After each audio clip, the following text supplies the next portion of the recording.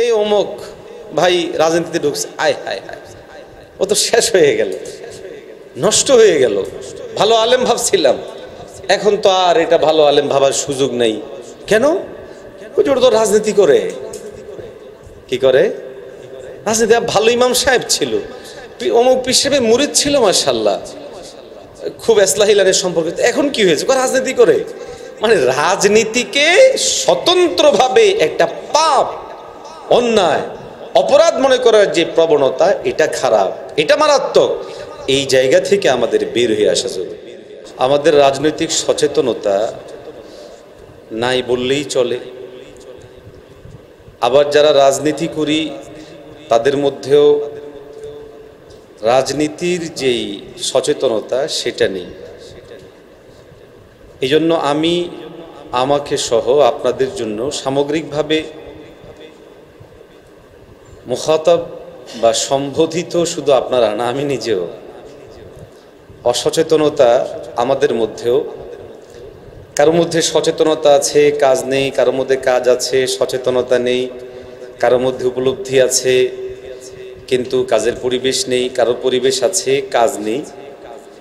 আবার কেউ বিভিন্ন পরিবেশ পরিস্থিতির কারণে রাজনীতিকে এটা যে কোনো একটা কাজ হতে পারে সেটাও আমরা মনে করতে পারছি না। বরং দীর্ঘ সময় থেকে চলতে থাকা রাজনৈতিক বিভিন্ন নোংরামির কারণে রাজনীতিকে ব্যবহার করে ব্যক্তি স্বার্থ চরিতার্থ করার সুস্পষ্ট প্রমাণাদি আমাদের সামনে থাকার কারণে রাজনীতি এখন একটা ভীতির, শঙ্কার, আশঙ্কার এবং বাজে জিনিসে পরিণত হয়েছে। অথচ প্রকৃত অর্থে আদৌ কি রাজনীতি ঘৃণার ছিল, অথবা রাজনীতি ঘৃণার হওয়া উচিত, অথবা রাজনীতি থেকে দূরে থাকা উচিত? মোটেও না। রাজনীতিকে যদি আমরা বুঝি, খুব সহজ।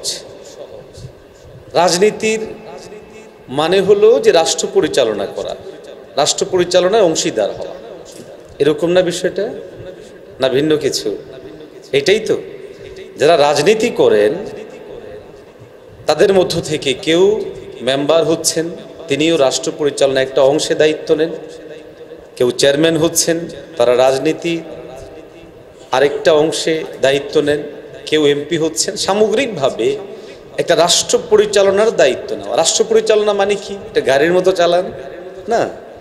এখানকার যারা বসবাসকারী তাদের নেতৃত্ব দেন, কর্তৃত্ব দেন, তাদের বিচার করেন, তাদের বিভিন্ন ধরনের সেবা ইত্যাদি করা উচিত ছিল, যদিও করা হয়নি। এখন শোষণ করা হতো দীর্ঘ সময়।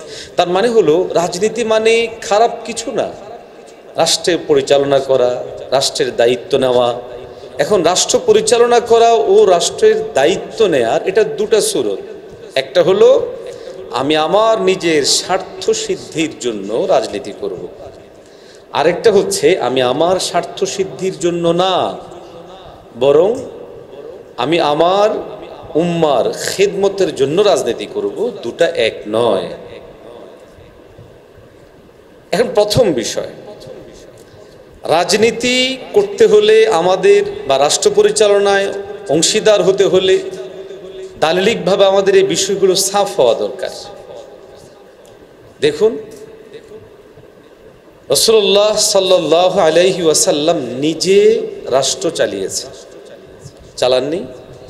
কোথায় চালিয়েছে? মদিনায়। তাহলে রাজনীতি মানে যদি রাষ্ট্র পরিচালনা হয়, যদি রাসূলুল্লাহ সাল্লাল্লাহু আলাইহি ওয়াসাল্লাম রাষ্ট্র চালিয়ে থাকেন, যেটা আপনারা স্বীকৃতি দিয়েছেন এবং আমিও বলি এটা সত্য কথা, এখানে অনেক ওলামারা আছেন, ওনারাও আমার সাথে একমত হবেন যে হ্যাঁ, আমাদের নবী রাষ্ট্র চালিয়েছেন। একদিন দুদিন না, এক বছর দু বছর না, রাষ্ট্র চালিয়েছেন। সেখানে তিনি প্রজা হয়ে নয়, রাজা হয়ে রাষ্ট্র চালিয়েছেন। তিনি রাষ্ট্রের চূড়ান্ত চেয়ারের মধ্যে বসে। অতএব নবী যেই কাজ করেন সেটাকে সুন্নাহ বলে, নবী যেই কাজ করেন সেটাকে শরিয়াত বলে, নবী যেই কাজ করেছেন এটা শরীয়ত দৃষ্টিকোণ থেকে বৈধ বলা হয়। অতএব রাষ্ট্র পরিচালনা মৌলিকভাবে নবীজি থেকে প্রমাণ হওয়ার পর এটা নিয়ে দ্বিধা কিংবা সংশয় হওয়ার ন্যূনতম কোনো সুযোগ নেই। এই একটা জায়গা আমাদের পরিষ্কার হওয়া দরকার। আর রাজনীতি বিষয়ে গুরুত্ব বোঝাতে গিয়ে এতটুকু বুঝালেই যথেষ্ট যে রাসূলুল্লাহ সাল্লাল্লাহু আলাইহি ওয়াসাল্লাম ধারাবাহিক 10 বছর পর্যন্ত মদিনা শরীফের মধ্যে রাষ্ট্র চালিয়েছে। অতএব যেই কাজ নবী করেন এটাকে সুন্নত বলে, যেই কাজ নবী সমর্থন করেন সাল্লাল্লাহু আলাইহি ওয়াসাল্লাম এটাকে সুন্নত বলে। অতএব রাষ্ট্র পরিচালনা দায়িত্বভার গ্রহণ করে রাষ্ট্র চালানো, চাই সেটা মেম্বার হয়ে হোক, চেয়ারম্যান হয়ে হোক, এমপি হয়ে হোক, মন্ত্রী হয়ে হোক, প্রধানমন্ত্রী হয়ে হোক, এটা রাসূলুল্লাহ সাল্লাল্লাহু আলাইহি ওয়াসাল্লামের সুন্নাহ। নাম্বার 2, আমাদের জন্য অনুকরণীয় অনুসরণীয় নবীর সাহাবায়ে কেরামগণ। ক্বালা রাসূলুল্লাহি সাল্লাল্লাহু আলাইহি ওয়াসাল্লাম আলাইকুম বিসুন্নতি ওয়া সুন্নাতিল খুলাফাইর রাশিদিনাল মাহদিয়িন। নবী বলেন, তোমাদের উপর আবশ্যকীয়, অত্যাবশ্যকীয়, জরুরি, প্রয়োজনীয় বিসুন্নতি ওয়া সুন্নাতিল খুলাফাইর রাশিদিন, দুটো সুন্নাহকেই তোমরা আঁকড়ে ধরবে। 1 আমার সুন্নাহ, 2 আমার সাহাবায়ে কেরামদের সুন্নাহ। আর সাহাবায়ে কেরামদের মধ্যে হযরতে আবু বকর রাদিয়াল্লাহু তাআলা আনহু রাষ্ট্র চালিয়েছেন না চালাননি? মাশাআল্লাহ। হযরত ওমর রাদিয়াল্লাহু তাআলা আনহু, হযরত ওসমান রাদিয়াল্লাহু তাআলা আনহু, হযরত আলী রাদিয়াল্লাহু তাআলা আনহু, এবং ওনাদের এই 4 জনকে খলিফাতুল মুসলিমিন বলা হয়, খুলাফায়ে রাশিদিন বলা হয়। তাহলে কথা পরিষ্কার, নবী বলেছেন আলাইকুম বিসুন্নতি ওয়া সুন্নাতিল খুলাফাইর রাশিদিন। রাসূলুল্লাহ সাল্লাল্লাহু আলাইহি ওয়াসাল্লামের নির্দেশনাগুলো বা সুন্নাহগুলো 2 ধরনের। সুন্নাহ আল কাউলিয়া, মৌখিক যে সমস্ত বিষয়গুলো বলেছেন এটাও সুন্নাহ, যদি আমরা কেউ পালন করি সেটা সুন্নাহর অনুসরণ হবে।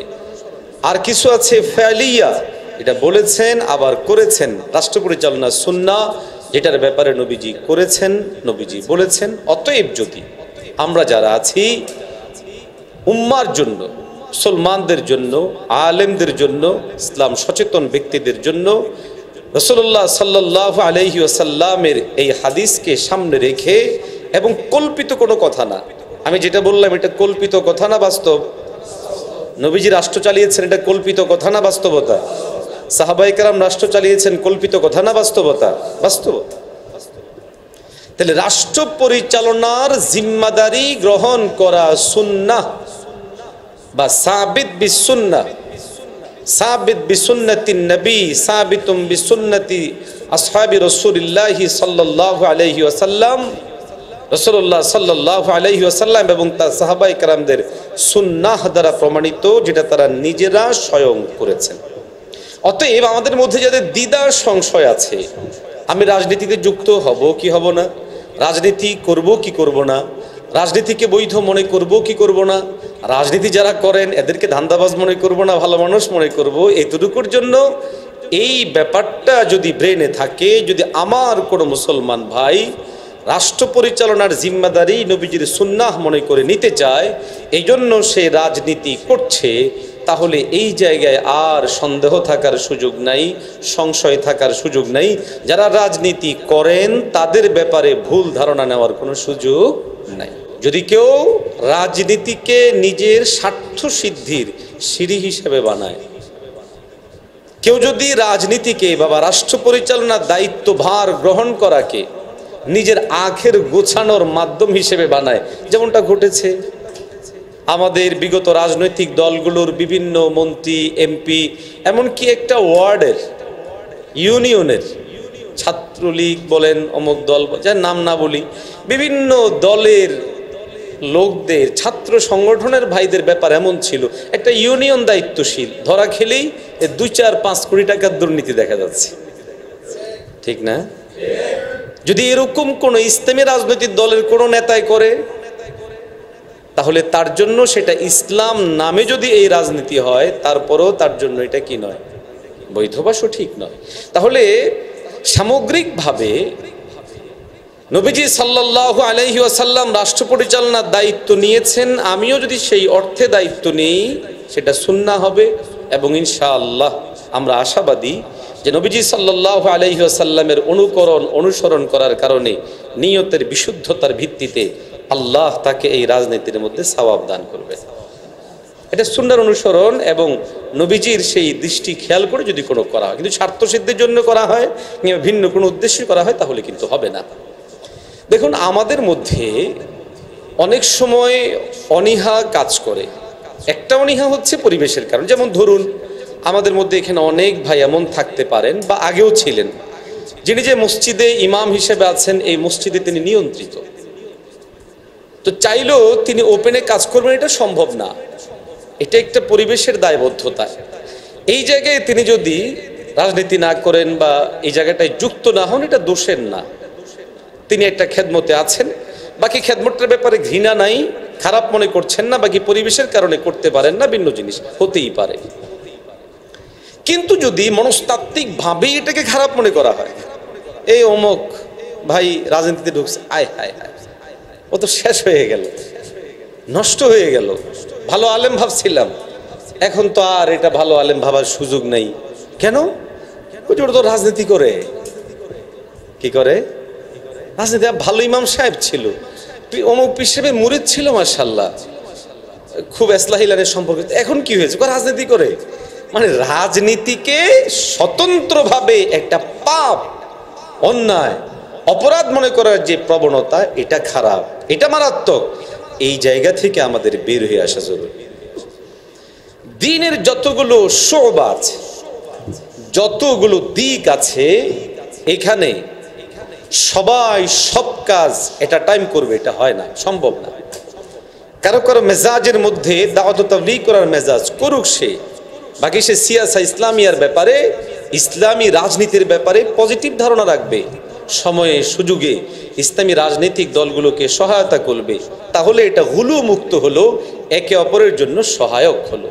আমরা যারা ইসলামী রাজনীতি করি, আমরা আমাদের জায়গা থেকে এলাকায় মহল্লায় কোনো সাথীরা যদি দাওয়াত ও তাবলীগের মেহনত নিয়ে আসে, নুসরতে যাব, আসছে কি খবর নিব, কেমন আছেন খবরাখবর নিব, অথবা আমাদের কোনো ভাইরা যদি জিহাদ ফি সাবিলিল্লাহের মেহনত করেন, বিভিন্ন দেশে যেতে চান, জিহাদ ফি সাবিলিল্লাহ করতে চান, সেটা একটা দিনের খেদমত, সেখানেও সহযোগিতা করা। আমাদের মধ্যে অনেক ওলামায়ে কেরাম যাদের মেজাজ হলো আমি পড়বো পড়াবো, কোনো অসুবিধা নেই। একজন মানুষ সে যদি তালিমের সাথে শুধু যুক্ত থাকতে চায়, আর বাকি কাজগুলোকে, তালিমকে সে পজিটিভলি দেখে, তাবলীগকে সে পজিটিভলি দেখে, জিহাদকে সে পজিটিভলি দেখে, বাকি কাজগুলোকে সে পজিটিভলি দেখে, দ্বীনের কোনো একটা সবার সাথে যুক্ত হয়ে বাকি কাজগুলোকে যদি পজিটিভলি দেখতে শুরু করি, প্রত্যেকের জায়গা থেকে একে অপরের জন্য সহায়ক হই, তো তাবলীগওয়ালারা রাজনীতিবিদদের জন্য সহায়ক হবে, রাজনীতিবিদরা তাবলীগওয়ালাদের জন্য সহায়ক হবে, মুজাহিদরা মুবাল্লিগদের জন্য সহায়ক হবে, মুবাল্লিগরা মুজাহিদের জন্য সহায়ক হবে, মুতাআল্লিমরা মুআল্লিমের জন্য সহায়ক হবে, মুআল্লিমরা মুতাআল্লিমের জন্য সহায়ক হবে। এইভাবে এক গ্রুপ আরেক গ্রুপের জন্য সহায়ক ভূমিকা পালন করবে। কিন্তু আমাদের মধ্যে কাজ করে গুলু মানে আমি যা করি তাই কাজ, এর বাহিরের গুলো কাজ না, এটা ঠিক না।